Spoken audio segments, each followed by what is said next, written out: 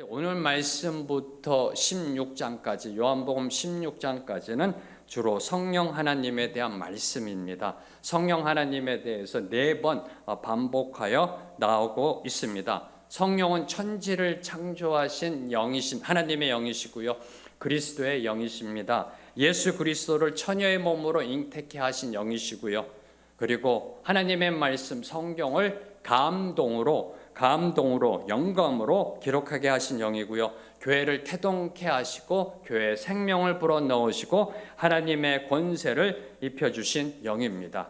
그래서 오늘부터는 특별히 더더욱 여러분에게 부탁드립니다. 귀로 듣지 마시고요, 마음으로 들으려고 더더욱 우리의 마음을 열어 이 주님의 말씀을 들어야 합니다. 인간의 지혜가 아닌 하나님이 주시는 지혜로 깨닫게 되기를 기도합니다. 특별히 저희가 준비하고 있는 것은 예수님의 첫 설교, 처음 설교가 산상수훈입니다. 마태복음 5장. 마지막 설교가 이 다락방 강화입니다. 그래서 여러분에게 조금만 소책자라고 해야 되나요? 예수님의 첫 설교인 산상수훈과 마지막 설교인 이 다락방 강화, 알파와 오메가를 이렇게 저희가 정리해서 조그만 팜플렛으로 만들어서 여러분에게 배포할 예정입니다. 예수님의 첫 설교, 알파의 설교와 오메가의 설교를 여러분이 보시면은 예수님이 뭘 원하시는지, 저희들에게 뭘 말씀하시고 싶어 하시는지를 깨닫게 될 줄로 믿습니다. 자, 성경의 진리 중에 핵심 중에 핵심, 그 핵심 중에 진리는 바로 하나님은 한 분이시다라는 사실입니다. 하나님은 한 분이시다. 그 하나님은 성부 하나님, 성자 예수님, 성령 하나님으로 존재하십니다. 이 삼위일체 하나님을 우리의 인간의 이성과 논리로는 절대로 이해할 수가 없습니다. 인간이 지난 2000년 동안 이 삼위일체에 대한 교리를 설명하고자 수많은 이론들을 내놓았습니다. 누가요? 신학자들이. 누가요? 내놓으라 하는 신학자들이. 지난 2000년 동안. 그러나 그 어떠한 이론도 설명도 이 삼위일체 하나님을 온전히 제대로 설명할 수가 없었습니다. 오직 믿음으로 받아들일 수밖에 없습니다. 하나님은 한 분이신데 그 하나님이 세 분이시다라는 걸 어떻게 인간의 이성과 논리로 이해할 수 있을런지요. 그래서 예수님은 앞서서 예수님 자신과 하나님은 한 분이심을 강조하시면서 믿음으로 이 사실을 받아들여라. 하나님을 믿으니 또 나를 믿으라. 예수님을 믿으라라고 계속해서 거듭 강조하셨던 것입니다. 우리가 다 깨달아 알아서 믿음으로 나아가는 것이 아닙니다. 물론 우리에게 주신 지식과 이성으로 깨달아야 됩니다. 이해가 돼야 됩니다. 그러나 하나님의 말씀 모든 것을 창세기부터 요한계시록까지 내가 모든 걸 깨달아 알아야 아하 이거구나 해야 믿음으로 나아간다는 건 교만입니다. 인간 자체가 완전하지 못하기 때문에요. 그건 교만입니다. 어떨 땐 우리의 이성과 논리를 뛰어넘을 때는 믿음으로 시작해야 된다는 겁니다. 믿음으로 나아갈 때 깨닫게 될 줄로 믿습니다. 믿음으로 나아갈 때 언젠간 여러분이 아하 이게 삼일체구나 라는 그러한 깨달음이 임할 줄로 믿습니다. 이제 오늘 말씀은 예수님이 이제 십자가에서 죽으시고 부활 승천하신 후에 드디어 보혜사 성령님을 보내주실 것을 약속하십니다. 드디어 성령님이 이 땅에 오실 것을 말씀해 주십니다. 뭘 말씀하시는 걸까요? 하나님이 이 땅에서 이루어 가시는 구속사역, 그 구속사역은 성부 하나님, 성자 예수님, 성령 하나님에 의해서 이루어져 나아갈 것을 이제 본격적으로 보여주시기 시작하시는 겁니다. 16절 말씀, 오늘 말씀 16절 말씀 함께 읽겠습니다. 시작.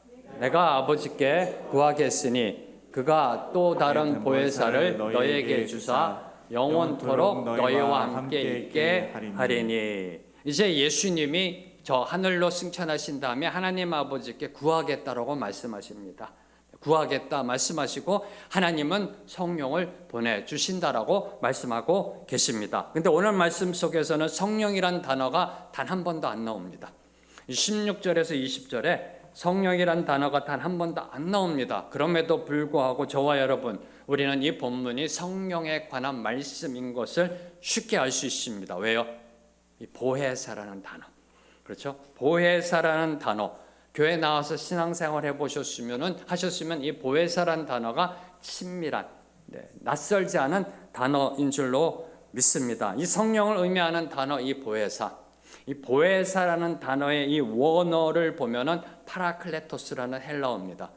이 파라클레토스라는 헬라어는요, 중재자, 위로자, 대언자 또는 상담자라는 의미를 갖고 있습니다. 이는 성령의 역할이 무엇인지를 보여주는 겁니다. 성령의 그 이름 파라클레토스, 성령께서 이 땅에 오셔서 행하실 일이 우리를 위로하고 중재하고 대언하고 상담해 주시는 역할을 하실 것을 말씀하고 계신 겁니다. 자, 그리고 예수님이 그냥 보혜사라 하지 않으셨던 사실을 여러분이 주목하셔야 됩니다. 내가 아버지께 구하겠으니 그가 또 다른 보혜사를 너희에게 주사. 또 다른 보혜사를 주신다는 것은 보혜사가 있다는 겁니다.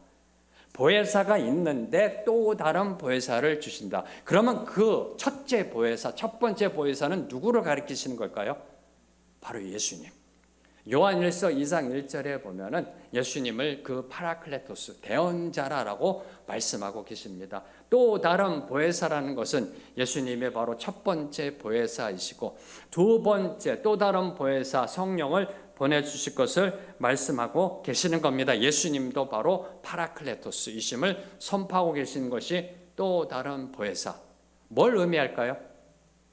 예수님과 성령님은 동일하시다는 겁니다. 예수님과 성령님은 동일하시다. 예수님은 저 하늘 보좌 위에서 우리를 위해 중보하고 계시는 파라클레토스이시고요, 보혜사이시고요. 성령님 지금 이 땅에 우리가 살아가는 가운데 우리 안에 거하시며 우리를 이끄시는 바로 그 파라클레토스, 보혜사이신 것입니다. 그리고 또 하나 저와 여러분이 주목해야 되는 거, 파라클레토스가 어원적으로 무슨 뜻이냐면은, 문자적으로 무슨 뜻이냐면은 파라라는 헬라어와 클레토스라는 두 언어의 합성어입니다. 파라라는 이 헬라어는 곁에, 옆에라는 뜻입니다. 옆에, 곁에. 클레토스는 보냄 받음이란 뜻입니다. 보냄 받은 자. 그래서 이 파라클레토스라는 것은 우리가 도움이 필요할 때 늘 항상 우리 옆에 계시는 분, 우리를 돕기에 보냄 받은 분, 우리 곁에, 옆에 항상 계시는 분이라는 의미를 주고 있는 것이 이 파라클레토스라는 단어입니다. 우리의 연약함을 도우시는 분이 성령님이시고요. 그리고 우리를 위해 탄식하며 간구해 주시는 분이 바로 성령님이시라는 분이 파라클레토스라는 이 문자 속에 들어가 있는 겁니다. 우리 곁에, 우리 옆에 있기 위해 보냄 받으신 분. 한마디로 성령님은 우리 믿는 자들의 인생의 영원한 멘토이시자, 영원한 파트너이시고요, 영원한 인도자 되시는 겁니다. 그래서 지금을 성령의 시대라고 부르고 있는 겁니다. 성령의 시대. 늘 항상 우리 곁에서 도우시는 그 성령 하나님, 보혜사 성령님의 인도하심에 순종하는 사람은 늘 항상 우리 곁에 계시는 분, 우리를 돕기 위해 보냄 받은 분, 그분의 말씀대로, 그분의 뜻대로, 그분의 섭리대로 순종하며 살아가는 사람의 인생 속에는 실패가 없습니다. 실수가 없습니다. 실족하는 법이 없습니다. 왜요? 그분은 진리의 영이시기 때문에, 정답의 영이시기 때문입니다. 17절 말씀 함께 읽습니다. 시작. 그를 받지 못하나니 이는 그를 보지도 못하고 알지도 못함이라. 그러나 너희는 그를 아나니 그는 너희와 함께 거하심이요 또 너희 속에 계시겠음이라. 그는 진리의 영이라. 성령님은 진리의 영이십니다. 그래서 저와 여러분이 그분의 말씀 듣고 순종하고 따라가면 늘 항상 정답의 인생을 살아갈 수밖에 없는 겁니다. 진리의 영이시기 때문에. 자, 그럼 진리가 무엇인가요? 이런 질문을 딱 던지면 대부분의 성도들께서는 철학적으로 생각하십니다. 진리란 무엇인가요? 알 것 같은데 이 진리가 뭐지? 한 번 더 생각하게 만드는 그러한 질문입니다. 진리가 무엇인가? 이 질문은요, 2000년 전에 로마 총독 빌라도가 예수님께 던졌던 질문입니다. 진리가 무엇인가? 이미 2000년 전에요, 로마 총독 빌라도가 예수님께 던졌던 질문입니다. 요한복음 18장을 보면은 예수님이 빌라도 법정으로 끌려와 신문 받으실 때 빌라도가 예수님께 이렇게 질문합니다. 네가 유대인의 왕이냐? 네가 진짜로 유대인의 왕이냐라고 질문합니다. 이에 대해 예수님은 이렇게 답변하셨습니다. 내가 이를 위하여 세상에 왔나니 곧 진리에 대하여 증언하려 함이로라. 무릇 진리에 속한 자는 내 음성을 듣느니라. 진리에 대하여 증언하러 왔다. 무릇 진리에 속한 자는 내 음성을 듣는다. 그러자 빌라도가 반문합니다. 진리가 무엇이냐? 진리가 무엇이냐? 그리고 곧바로 관정 밖으로 나가 버렸다라고 요한복음 18장에 기록되어져 있습니다. 이 상황, 2000년 전에 일어났던 이 사실, 이 상황을 근대 철학의 선구자인 프랜시스 베이컨은 이렇게 평가합니다. 빌라도는 올바른 질문을 던졌다. 올바른 질문을 던졌다. 그러나 그 대답을 기다리지 못했다. 빌라도는 올바른 질문을 던졌다. 그러나 어리석게도 그 대답을 기다리지 못했다. 지금 저와 여러분이 살고 있는 이 21세기도요. 이 21세기도 빌라도처럼 그 대답을 기다리지 못합니다. 아니, 기다리려고 하지 않습니다. 자기가 생각하는 것, 자기 나름대로 생각하는 것이 진리다라고 믿고 살아가고 있는 시대가 저와 여러분이 살고 있는 이 시대입니다. 내가 옳다고 생각하면 그것이 나에게 진리가 되는 시대, 바로 포스트 모던 시대를 저와 여러분이 살고 있는 겁니다. 주관적 진리가 팽배한 시대, 절대적 진리를 거부하고 상대적 진리, 네가 믿는 것이 옳다라는 것을 내가 인정해 주면 다른 사람도 내가 옳다라고 믿는 것을 인정해 주는 시대. 그러다 보니까 서로 진리를 이야기하는, 그러다 보니까 세상이 시끄러운 겁니다. 나도 옳고 너도 옳고 나도 진리고 너도 진리다. 그러니까 세상이 시끄러운 겁니다. 바로 이 시대가 저와 여러분이 살고 있는 시대입니다. 이러한 견해, 이런 포스트 모던 철학의 견해는 사실상 진리를 부인하는 겁니다. 진리의 존재를 부인하는 겁니다. 왜요? 진리는 언제나 하나이기 때문입니다. 하나이기 때문에 진리는 복수가 될 수가 없습니다. 지구는 네모나고 둥글 수가 없습니다. 네모나거나 둥글거나 하나입니다. 네모나거나 둥글 수가 없습니다. 1 더하기 1은 1입니다. 1 더하기 1은 2도 되고 3도 되고 10도 되고 1이 되는 게 아니라 이 공리적 진리, 1 더하기 1은 2입니다. 1 더하기 1은 2입니다.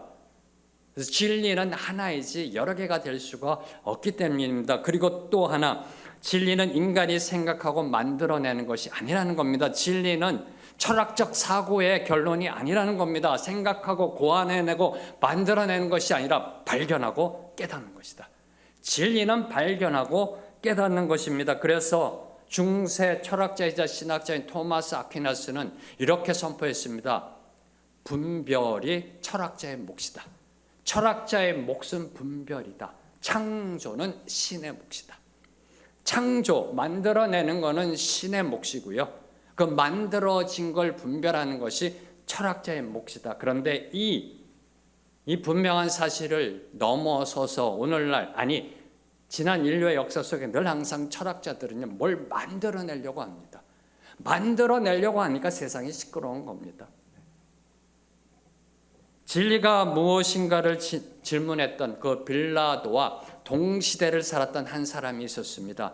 진리가 무엇이냐라고 질문을 던졌던 빌라도와 동시대를 살았던 한 사람이 있었습니다. 그 사람은 진리가 무엇인지를 발견했습니다. 그리고 깨달았습니다. 그리고 이렇게 선포합니다. 에베소서 1장 13절 말씀 함께 선포합니다. 시작. 그 안에서 너희도 진리의 말씀 곧 너희의 구원의 복음을 듣고 그 안에서 또한 믿어 약속의 성령으로 인치심을 받았으니. 사도 바울은 선포합니다. 진리의 말씀 곧 너희의 구원의 복음. 진리의 말씀 is equal to 구원의 복음. 진리의 말씀은 구원의 복음이다. 진리는 복음이다. 진리는 복음이다. 발견한 겁니다. 깨닫게 된 겁니다. 주님을 만나 그의 영안이 열리자 보게 된 겁니다.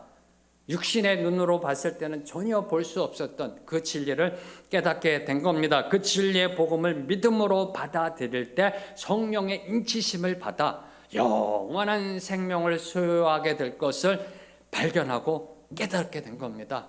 그리고 감사하게도 오늘날 저와 여러분에게도 이 에베소서를 통하여 선포하고 있는 겁니다.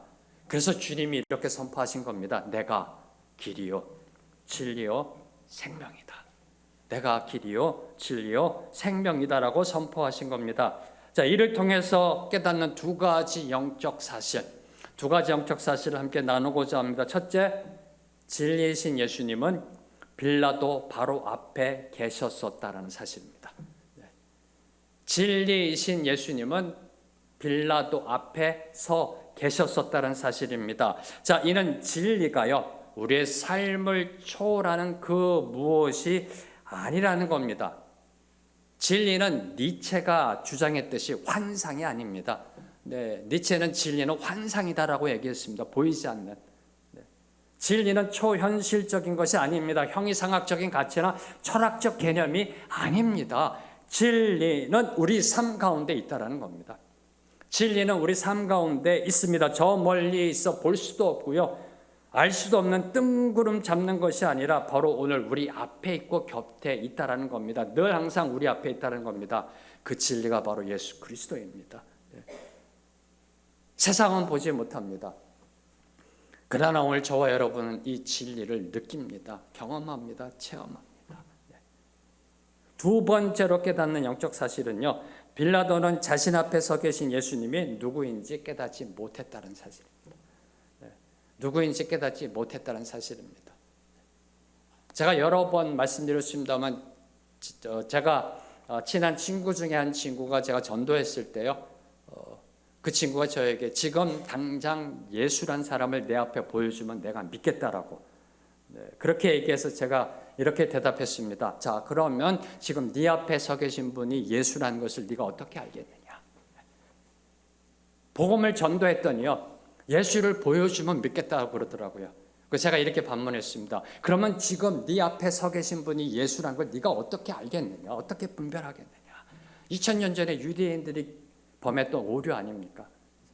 예수님이 바로 앞에 서 계셨습니다. 빌라도 앞에. 근데 빌라도가 보지 못했다라는 겁니다. 첫 번째 영적 사실은 진리는 늘 항상 우리 앞에 있다라는 거고요. 두 번째 사실은 우리 앞에 있어도 우리가 보지 못할 수도 있다라는 겁니다. 바로 앞에 있는 진리를 보지 못할 수도 있습니다. 왜요? 진리는 인간의 육신의 눈으로 볼 수 있는 것이 아니기 때문에. 세상적인 눈으로 도저히 볼 수 없는 것이기 때문입니다. 근데 세상적인 눈으로도요, 보지 못할 때가 있더라고요. 제가 가끔가다 이렇게 커피숍에 가서 커피 마실 때요, 그 커피숍에 가면 티슈가 있잖아요. 티슈를 찾아요. 이렇게요. 그 테이블 위에 놓여 있는 데서 없어요. 없으면 안 보입니다. 어떻게 해요? 그러면요, 도움을 받아야죠. 네. 그 매장에 계신 분에게 질문합니다. 여기 혹시 티슈가 없나요? 손님 그 위에 있는데요. 그거 이렇게 안에 거기 있는데. 그러니까 보여요. 참 신기하죠. 안 보였거든요. 안 보였습니다. 티슈를 하기 위해서. 근데 물어봐서 도움을 구하니까 보이더라고요. 도움이 필요하다는 겁니다. 도움이 필요하다는 겁니다. 진리를 보기 위해서는 진리의 영이 반드시 필요합니다. 그 진리의 영이 바로 성령님이시라는 겁니다. 진리의 영이신 성령님이 우리 안에 내주하셔야 진리가 보이기 시작하고요, 알게 되고요, 깨닫게 되는 겁니다. 성령님이 아니 계시면 진리를 깨달을 수가 없습니다. 암만 설명해도요. 우리나라 속담에 소귀에 경읽기. 그렇게 될 수밖에 없는 겁니다. 진리의 영이신 그분이 우리 안에 내주하셔야 진리가 선포될 때 이거구나 라고 깨닫게 된다는 겁니다. 그래서 예수님은 세상은 능히 그를 받지 못한다라고 말씀하신 겁니다. 세상은 능히 그를 받지 못한다. 그를 보지도 못하고 알지도 못한다. 왜요? 성령이 없으니까, 세상 속에는. 그리고 곧바로 제자들 향해 이렇게 선포하셨습니다. 그러나 너희는 그를 아나니 라고 말씀하셨습니다. 세상은 몰라도 제자들은 성령을 알고 있다는 말씀입니다.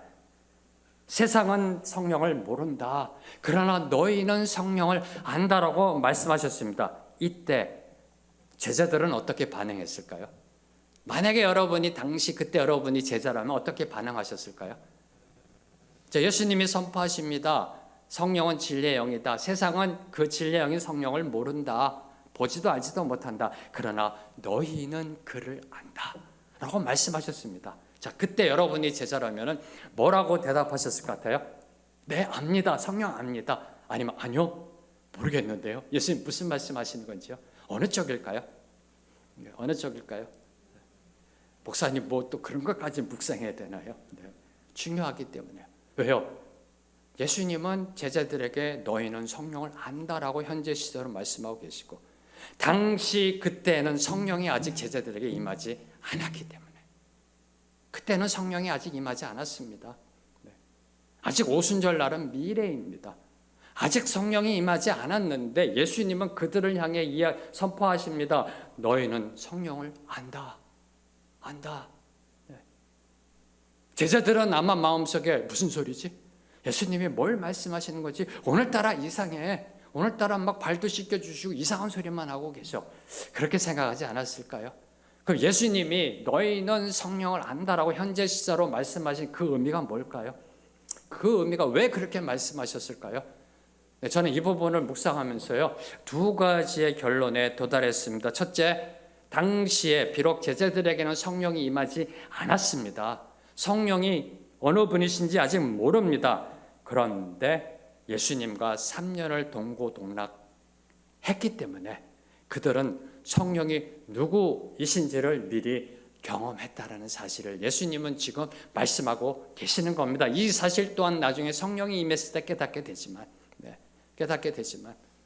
다시 선포합니다. 비록 지금 성령이 임하지는 않았습니다, 제자들에게. 그러나 예수님과 3년을 동고동락했기 때문에 너희는 이미 성령을 경험한 것이나 마찬가지다라는 사실을 선포하신 겁니다. 왜요? 예수님은 또 다른 보혜사이시기 때문에. 예수님은 바로 그 보혜사 파라클레토스이시기 때문입니다. 자, 앞서 여러분 기억하십시오. 예수님이 뭐라고 말씀하셨나요? 제자들에게 나를 알면, 예수님을 알면 하나님을 알고 하나님을 보게 된다라고 선포하셨습니다. 하나님을 보여주세요라고 빌립이 이야기하니까 나를 알면 하나님을 알고 하나님을 보게 된다라고 말씀하셨습니다. 그리고 이제 오늘 말씀 속에 나를 알면, 예수님을 알면 성령님을 알게 된다, 경험하게 된다라는 놀라운 삼위일체의 비밀을 말씀하신 겁니다. 두 번째로 성령이 아직 임하지 않으셨지만 성령 강림은 분명히 반드시 일어날 사건임을 현재 시제로 확증 강조하신 겁니다. 성경에는 이런 이 예언적 확증을 선포할 때 현재 시제로 사용하실 때가 구약에도 그렇고요, 신약에도 그렇고요. 성령 강림은 미래에 일어날 일입니다. 그러나 분명히 반드시 일어날 일임을 확증하는 것이 현재 시제로 강조하고 있는 겁니다. 성령의 임재는 막연한 미래의 기대가 아니라는 겁니다. 미래의 그 막연한 기대나 불확실한 소망이 아니라는 겁니다. 제자들에게 반드시 이루어질 확신의 약속이기 때문에 현재 시제로 너희는 성령을 안다라고 말씀하신 겁니다. 누구의 약속이요? 예수님의 약속. 누구의 약속이요? 예수님의 약속. 예수님이 누구세요? 하나님, 성자 하나님, 하나님의 아들 그리스도, 바로 그분이 하신 약속이니까 믿으라는 겁니다. 그 약속을 믿고 그 약속을 소망하라는 겁니다. 믿는 자들에게, 저와 여러분에게 내일은요, 불확실성의 시대가 아닙니다. 내일은 불확실성의 어둠이 아닙니다. 내일 무슨 일이 일어날지 염려와 걱정과 근심이 있는 그 어둠이 아닙니다. 내일은 저와 여러분에게는 언약의 빛, 약속의 빛이 비추고 있는 소망입니다. 이 말씀의 약속의 빛, 말씀 속에 하나님이 약속하셨던 그 빛이 비추고 있는 희망입니다. 그래서 저와 여러분은 내일을 바라볼 수 있는 겁니다. 저와 여러분은 그래서 내일의 소망을 품고 나아갈 수 있는 겁니다. 당시 제자들에게 성령 강림은 미래 사건이었습니다. 그렇죠? 당연하죠. 역사적 흐름 속에 과거, 현재, 미래라는 인간의 시간표 속에는 미래 사건이었습니다. 그러나 얼마 지나지 않아 그들은 성령을 체험하였습니다. 예수님이 이 말씀을 하시고요. 50일이 지난 오순절날 새벽에 제자들은 성령이 누구이신지를 알게 되었습니다. 성령을 체험하였습니다. 그리고 그들의 인생은 180도 변화되었습니다. 180도 달라졌습니다. 더 이상 유대 관원들을 피해 숨어 다니지 않았습니다. 밤에만 다니지 않았습니다. 이제 낮에도 대놓고 예수 믿는 자로, 예수의 제자로 복음을 전파하며 나아갔습니다. 목숨 걸고 사내들인 공의회 앞에서 예수님이 하나님의 아들 그리스도이심을 선포 증거하였습니다. 사랑하는 성도 여러분, 진리는요, 이 세상 그 어떤 권세, 권력, 권위로도 막을 수가 없습니다. 진리는 그 어느 것도 거부할 수가 없습니다. 이 세상에 그 어느 누구도 믿지 않아도, 아무도 믿지 않아도 진리는 진리입니다. 영원히 변치 않는 것이 진리입니다. 영원히 진실이고 참이고 정답인 것이 진리입니다. 그래서 진리 앞에 목숨 거는 겁니다. 그래서 진리 앞에 인간이 목숨 거는 거고, 그래서 사도행전에 보면은 예수님의 제자들이 이 진리를 깨달은 다음에 목숨 걸고 나아갔던 겁니다. 그래서 세상이 놀래잖아요. 사내들인 공회가 놀래잖아요. 야, 이들이 이런 자였어? 놀래잖아요. 사도 바울이 목숨 걸고 복음 들고 나아가잖아요. 땅끝까지요. 왜요? 진리를 보았기 때문에. 진리를 체험했기 때문입니다. 그 진리의 영이신 성령님이 제자들 안에 임하게 될 것을 이제 약속하시고 선포하신 예수님은 다시 한번 제자들을 향해 다시 오실 것을 말씀해 주셨습니다. 18절 말씀 함께 읽습니다. 시작. 내가 너희를 고아와 같이 버려두지 아니하고 너희에게로 오리라. 너희에게로 오리라. 너희에게로 오리라. 자, 앞서서 가셔서 제자들이 거할 초소를 예비하시겠다고 말씀하셨습니다. 그리고 오시겠다고 말씀하셨고요. 다시 한 번 더 오시겠다라고 말씀하십니다. 참 재미있는 이 성경에 있어서의 문맥 중에 하나가요. 마태복음 맨 마지막 부분 28장 20절을 보면요. 예수님이 제자들에게 이렇게 말씀하십니다. 마지막 고별 인사입니다. 네, 이제 하늘로 올라가시기 전에 지상대명령을 선포하시고 이렇게 약속하십니다. 내가 너희와 영원히 늘 항상 함께 있겠다. 내가 너희와 영원히 늘 항상 함께 있겠다라고 약속하시고 쑥 올라가셨습니다. 하늘로 올라가셨습니다. 성경에 보면 제자들이 예수님이 승천하신 것을 보았다라고 기록되어 있습니다. 주님, 우리랑 늘 항상 함께 있겠다고 말씀하시고 어디 가세요? 라는 생각이 안 들었을까요? 늘 항상 너희와 함께 있겠다 하시고서 쑥 하늘로 올라가 버리셨습니다. 그때 제자들은 어떤 마음이었을까? 이걸 어떻게 이해했을까? 그런데 성경을 보면 예수님이 승천하신 후 10일이 지난 열흘이 지난 오순절날 새벽에 그리스도의 영 성령이 기도하던 120명의 제자들에게 임하였습니다. 바로 그 성령의 임재가 너희에게 오리라 그 약속의 성취입니다. 영원히 함께 하겠다라는 그 약속의 성취입니다. 다시 말씀드려 예수님이 다시 오겠다라는 말씀을 믿고 기다리던 제자들에게 임한 것, 그 성령의 임재가 바로 다시 오리라 그 말씀의 성취가 됐던 겁니다. 그 성령의 임재를 통해 하나님의 영 그리스도의 영이신 그 성령님의 임재를 통해 예수님은 늘 항상 제자들과 함께 하셨던 겁니다. 그리고 오늘도 저와 여러분 우리를 고아와 같이 버려두지 아니하시고, 전 이 부분이 너무나 은혜가 되고요. 이 고아와 같이 버려두지 아니하시고 갖고서도 한편의 설교를 할 수 있는 정말 그 의미가요. 고아와 같이 버려두지 아니하시고 함께하고 계신다라는 사실입니다. 이게 감사합니다. 이게 감사한 겁니다. 바로 이것이 성경에서 역사하고 있는 임마누엘의 축복입니다. 임마누엘, 하나님이 우리와 함께 하신다. 선지자 이사야가 예언한 보라 처녀가 잉태할 것이요 그의 이름을 임마누엘이라 하리라.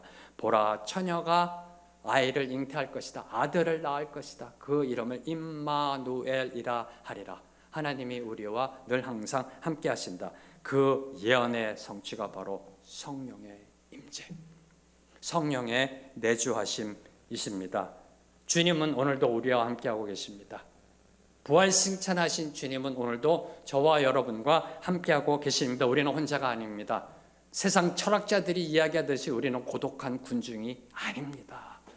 고독한 군중이 아닙니다. 우리 곁에는 늘 항상 언제나 주님이 계십니다. 성령의 임재를 통해 늘 항상 함께하고 계십니다. 그래서 주님은 제자들을 향해 다음과 같이 선포하십니다. 너희는 나를 보리니, 너희는 나를 보리니. 19절 말씀 함께 읽습니다. 시작. 조금 있으면 세상은 다시 나를 보지 못할 것이로되 너희는 나를 보리니 이는 내가 살아있고 너희도 살아있겠음이라. 예수님이 십자가에서 죽으시고 부활 승천하심으로 세상은 다시 예수님을 보지 못했습니다. 세상은 예수님을 그 이후로는 보지 못했습니다. 그러나 제자들의 경우는 달랐다는 겁니다. 예수 믿는 저와 여러분은 그 경우는 달랐다는 겁니다. 성령의 임재로 인해 언제나 그들과 함께 하시는 예수님을 제자들은 만났습니다. 예수님을 보았습니다. 그래서 그들은 예수님이 부활 승천하신 후에도 이전과 같이 다름없이 믿음 생활을 계속 유지할 수 있었던 겁니다. 이게 상당히 중요합니다. 세상적 종교는요, 종교 창시자가 죽으면 흐지부지 흩어지고요, 사라집니다. 근데 예수님이 죽으셨습니다. 부활하셨습니다. 하늘로 승천하셨습니다. 더 이상 이 세상에 육신의 몸으로 거하지 아니하십니다. 제자들과 함께하지 않으십니다. 그러면 그 종교는 흩어져야 됩니다. 세상 종교라면. 그런데 성경을 보면 아니 오늘날까지도 아니 이 생명의 길교회도 세워졌잖아요. 생명의 길교회도 세워졌잖아요. 예수님이 육신적으로 보이던 보이지 않던 제자들은 이전과 동일한 믿음상 아니 더 견고한 더 굳건한 믿음으로 나아갔다라는 겁니다. 이게 바로 예수님을 보았다라는 겁니다. 성령으로 임재하신 그 예수님을 체험했다라는 겁니다. 베드로가 성전 미문에 앉아서 구걸하던 그 선천성 앉은뱅이, 태어날 때부터 앉은뱅이로 성전 미문에서 구걸하던 그 앉은뱅이에게 뭐라고 선포하나요? 나사렛 예수의 이름으로 명하노니 일어나 걸으라. 나사렛 예수의 이름으로 명하노니 일어나 걸으라 라고 말할 수 있었던 그 믿음의 근거도 예수님이 지금 함께 하시는 것을 보았기 때문에, 예수님이 지금 베드로 자신과 함께하고 계시는 것을 보고 믿고 알고 있기 때문에 그 이름으로 앉은뱅이에게 선포하고 그 앉은뱅이는 그 자리에서 일어날 수 있었던 겁니다. 사랑하는 성도 여러분, 너희는 나를 보리라. 너희는 나를 보리라. 이 예수님의 선포는 당시 제자들에게만 선포된 말씀이 아니라는 겁니다. 오늘도 이 성경의 말씀은 저와 여러분에게 선포합니다. 너희는 나를 보리라. 예수 믿는 모든 이들에게 약속된 축복의 말씀입니다. 오늘 저와 여러분에게도 유효한 말씀입니다. 예수님의 말씀은 변하지 않는 말씀이고요, 오류가 없는 말씀이고, 오늘도 저와 여러분에게 선포합니다. 너희는 나를 보리라. 그럼 이제 우리가 답을 해야 되잖아요. 그럼 지금 여러분은 주님을 보고 계시는지요? 너희는 나를 보리라. 그럼 지금 여러분은 주님을 보고 계시는지요? 고린도후서 3장 18절 말씀 함께 선포합니다. 우리가 다 수건을 벗은 얼굴로 거울을 보는 것 같이 주의 영광을 보매 그와 같은 형상으로 변화하여 영광에서 영광에 이르니 곧 주의 영으로 말미암음이니라. 보는 것은 변화되는 겁니다. 보는 것은 변화되는 겁니다. 세상적 종교가 이야기하는 그 보는 거, 뭐 황홀경에 빠져서요, 막 뭘 보고 이런 영적인 체험, 그것이 보는 거의 핵심이 아니라 보는 것은 변화되는 겁니다. 예수님을 보았으면 삶의 변화가 일어납니다. 그 변화가 증명하는 겁니다. 다시 말씀드리면 여러분의 삶이, 여러분의 생각이 변화가 일어나면 주님을 본 겁니다. 주님을 만난 겁니다. 아, 내가 이렇게 살아서는 안 되지. 그래도 믿는 자이니 조금은 더 달라져야지. 네. 성격을, 화를, 분노를 다스리고 하나님의 뜻에 맞게 어떻게 하든지 내 삶을 이끌고 나아가려고 하는 그 몸부림, 바로 그것이 예수님을 본 증거가 되는 겁니다. 주의 영광을 보매 그와 같은 형상으로 변화하여 영광에서 영광으로 이르니, 보면 변한다는 겁니다. 무엇을 보느냐가 여러분의 인생의 모습을 바꾸어 놓습니다. 무엇을 보느냐가 여러분의 삶의 모습을 바꾸어 놓습니다. 세상을 바라보면 세상의 모습으로, 예수 그리스도를 바라보면 영광의 모습으로 변화되게 되어 있습니다. 그래서 저와 여러분은 날마다 다윗처럼 울부짖으며 기도해야 됩니다. 네. 이 말씀을 묵상하면서요, 이 다윗의 기도가 떠오르더라고요. 시편 119편 18절 말씀, 내 눈을 열어서 주의 율법에서 놀라운 것을 보게 하소서. 주님, 내 눈을 열어, 영안을 열어, 마음의 눈을 열어 주님의 말씀 속에 일어나는 주의 영광을 보게 하소서. 이 기도가 막 올라오더라고요. 왜요? 봐야 변하니까. 왜요? 주님이 우리에게 말씀하셨잖아요. 너희는 나를 보리라. 주님의 말씀이니까 이 말씀에 순종하기 위해서는 몸부림치며 기도해야 됩니다. 주님, 내 눈을 열어 보게 하옵소서. 주님, 내 눈을 열어 보게 하옵소서. 우리의 영안이 열려 주님을 볼 때 우리의 삶이 변화됩니다. 우리의 삶이 변화될 때 세상은 예수 그리스도가 진리임을 선포함으로 나아가게 됩니다. 주님의 말씀 안에서 주님의 영광을 볼 때 그 영광의 모습으로 저와 여러분이 변하게 될 줄로 믿습니다. 세상을 바라보면요, 절대로 그 영광의 모습으로 변화될 수가 없습니다. 이제 여러분의 결단의 몫입니다. 오늘도 저와 여러분에게 예수님은 선포하십니다. 너희는 나를 보리라. 보고 계시는지요? 이제 20절을 보면 예수님은 그날에는 내가 아버지 안에, 너희가 내 안에, 내가 너희 안에 있는 것을 너희가 알리라 라고 말씀하셨습니다. 보리라, 알리라. 보는 것이 또한 아는 것이고, 아는 것이 보는 것이고, 그래서 예수님께서 나를 알면 하나님을 알고 하나님을 보게 된다라고 말씀하고 계시는 겁니다. 알면 보게 되어 있습니다. 보면 알게 되어 있습니다. 그럼 무엇을 알게 된다는 걸까요? 첫 번째, 그날에는 내가 아버지 안에, 예수님이 아버지 안에 있는 것을 알게 된다는 겁니다.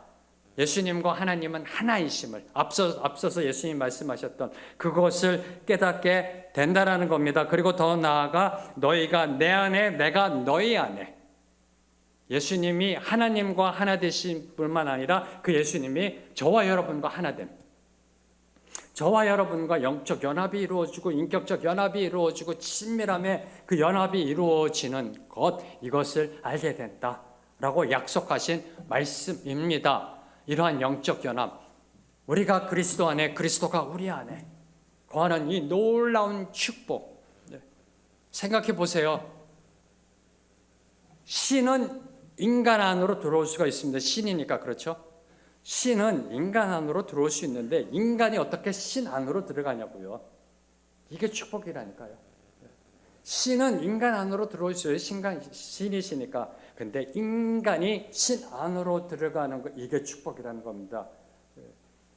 이게 영생이고요. 이게 구원이고요. 그분과 하나됨이고요. 하늘나라를 깨닫게 되고 영적 진리를 깨닫게 되고요. 하늘나라의 비밀을 알게 되고요. 이게 축복이라는 겁니다. 이 영적 연합의 축복이 언제 일어난다고요? 그날에는 내가 아버지 안에, 너희가 내 안에, 내가 너희 안에 있는 것을 너희가 알리라.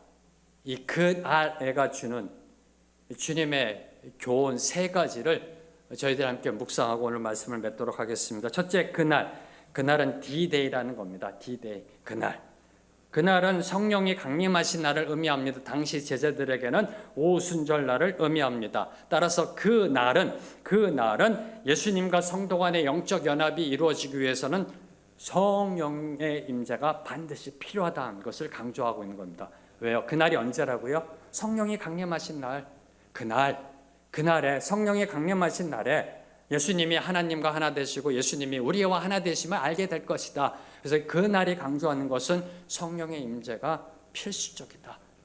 저와 여러분은 오직 성령을 통해서만 하나님이신 예수님과 영적 연합을 이룰 수 있다라는 겁니다.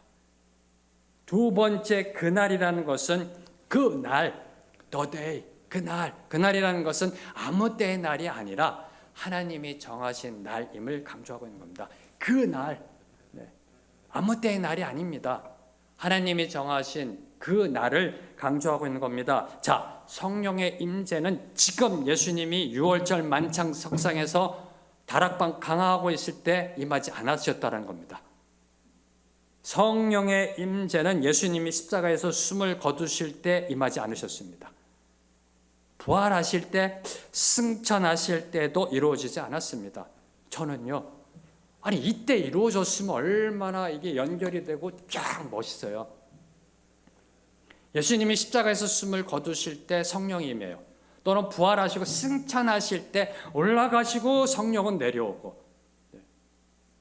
이게 인간이 생각하고 있는 이때인가? 그렇지 이렇게 돼야지 라고 생각하는 그날이 아니라는 겁니다. 저는 개인적으로 신학자로서요, 예수님이 승천하실 때 성령이 임했으면 좀 퍼펙트하지 않았을까. 근데 그날이 아니라는 겁니다. 인간이 생각하는 그날이 아니라는 겁니다. 예루살렘을 예수님께서 승천하시기 전에 제자들에게 예루살렘을 떠나지 말고 하나님 아버지가 약속하신 것을 기다리라. 너에게 반드시 다시 오리라. 이 약속의 말씀을 붙잡고 120명이 다락방에 모여 함께 기도할 때 그때 성령이 임했다는 겁니다. 그때 성령이 임했다는 겁니다. 그날은 우리 인간이 판단하고 정하는 날이 아니라는 겁니다. 우리 생각에, 우리 신앙에, 내 성경적 지식에 아니야 이 날이 맞아, 이 날에 돼야 돼, 그 날이 아니라는 겁니다. 우리가 원하는 날이 아니라는 겁니다. 그날은 바로 하나님이 미리 예정하신 날, 카이로스라는 겁니다. 카이로스. 인간의 시간표가 아니라 하나님의 시간표에 의해서 인류의 역사는 쓰여지고 있다는 사실을 강조한 것이 그 날입니다. 다시 선포합니다. 인류의 역사는 인간의 시간표에 의해서 쓰여져 가는 것이 아니라 하나님의 시간표, 카이로스에 의해서, 크로노스가 아니라 카이로스에 의해서 써내려져 간다는 사실. 그러면 저와 여러분의 인생도 크로노스인가요? 카이로스인가요?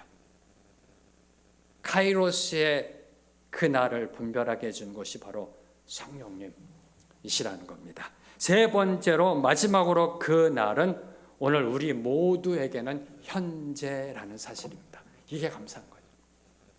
당시 예수님의 제자들에게 그 날은 미래였었습니다. 그 날은 미래였었습니다. 그러나 오늘 우리 모두에게는 현재입니다. 2000년 전에 임하신 성령님은 시간과 공간을 뛰어넘어 예수 믿는 모든 자 안에 거하고 계십니다. 그 성령의 임재를 통해 예수님과 하나 되고 연합되어지는 겁니다. 그 성령의 임재를 통해 예수님이 늘 항상 우리와 함께하고 계시는 그 축복을 누리게 되는 겁니다. 이 현재의 축복을 누리고 계시는지요? 이 현재의 축복을 체험한 사도 바울은 다음과 같이 고백합니다. 이제는 내가 사는 것이 아니요 내 안에 계신 그리스도께서 사시는 것이라. 놀라운 고백 아닌가요? 이 현재의 축복,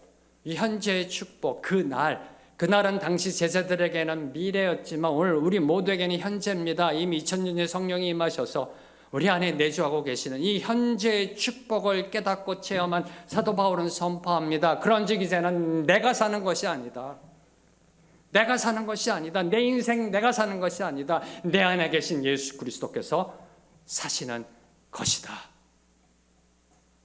저와 여러분의 인생, 우리의 삶은 더 이상 나 개인의 삶이 아니라는 겁니다. 예수 그리스도의 삶이 된다는 사실을 강조하고 있는 것이 그 날입니다. 우리의 언어, 행위, 마음, 관계, 신앙의 모습이 예수 그리스도의 본을 쫓아가야 한다는 겁니다. 늘 항상 깨어있어 모든 일에 거룩함으로 나아가야 한다는 겁니다. 우리 속에 계신 예수 그리스도께 영광 돌리는 삶을 살아가야 한다는 사실을 강조하는 것이 그 날입니다. 사랑하는 성도 여러분, 오늘 말씀을 정리하며 다시 한번 강조합니다. 오늘도 예수님은 우리와 함께하고 계십니다. 오늘도 예수님은 우리와 함께하고 계십니다. 이거를 24시간 365일 매 순간마다 느끼고 체험하고 고백하고 감사하고 감동하고 감격하고 계시는지요? 이 진리를 고백하고 계시는지요? 아니라면 도대체 무엇이 문제인지 이제 고민하셔야 됩니다. 다시 선포합니다. 주님은 오늘도 우리와 함께하고 계십니다. 이게 24시간 365일 매 순간마다 매 초마다 느껴지지 않는다면 이제는 우리가 몸부림치며 고민해 봐야 되지 않을까요? 뭐가 문제지? 신앙의 문제인가? 인생 뭔가 지금 이제는 달라져야 되잖아요. 생각해 보고요. 주님이 우리와 함께하고 계시는데 주님이 우리와 함께하고 계시는 그것을 매 순간마다 느끼고 체험하고 살아간다면 그 인생 얼마나 멋있을까? 얼마나 좋을까? 하나님이신 그분이 뭐가 아쉬워서 나 같은 것 옆에 계시고 나와 동행하실까? 창조주 주권자가 나와 함께하고 계신다. 이 사실을 체험하는 자에게 세상이 달리 보이게 될 겁니다. 세상에 하나님의 영광이 선포될 줄로 믿습니다. 오늘 주신 말씀 붙잡고 함께 저희들이 찬양하며 나아갑니다. 예수 늘 함께 하시네. 우리가 어떠한 인생을 살아도요, 주님은 우리와 함께하고 계십니다.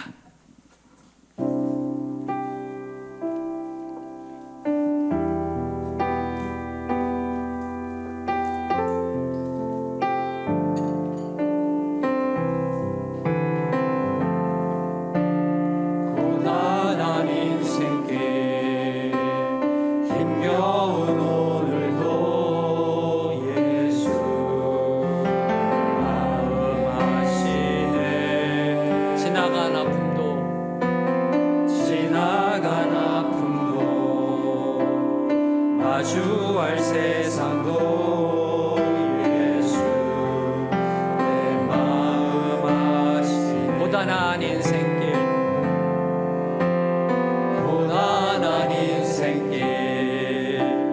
힘겨운 오늘도 예수 내 마음 아시네.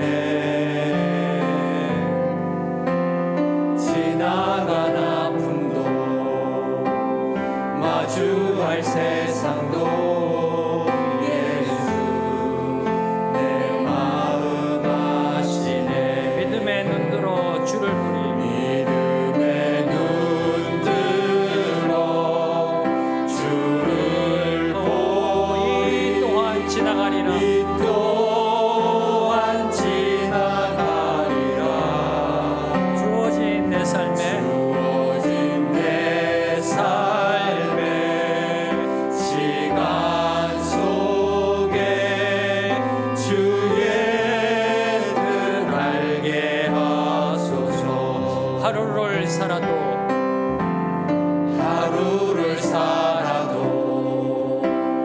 기쁨으로 가리. 예수 늘 함께 하시네. 후회도 염려도 온전히 맡기리. 예수 늘 함께 하시네. 믿음의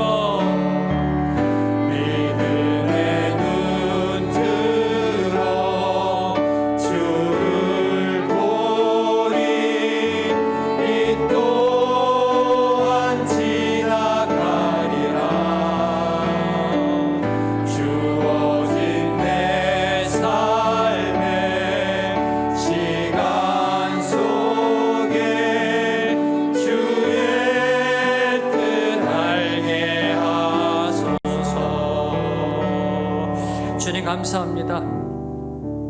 우리 안에 성령을 보내주시고 성령의 임재를 통해 늘 항상 우리와 영원히 함께 하시는 축복을 주심에 감사합니다. 너희는 나를 보리라. 주님 보게 하옵소서. 믿음의 눈으로 주를 봅니다. 주님, 우리와 함께 하시는 그 주님 손 꼭 붙잡고 그 진리의 길, 정답의 길, 그 길로 나아가 세상에 어떤 인생이 참된 멋진 인생인지를 마음껏 보여주는 우리 모두가 되게 하여 주시옵소서. 주님께 감사드리오며 예수님의 이름으로 기도합니다. 아멘.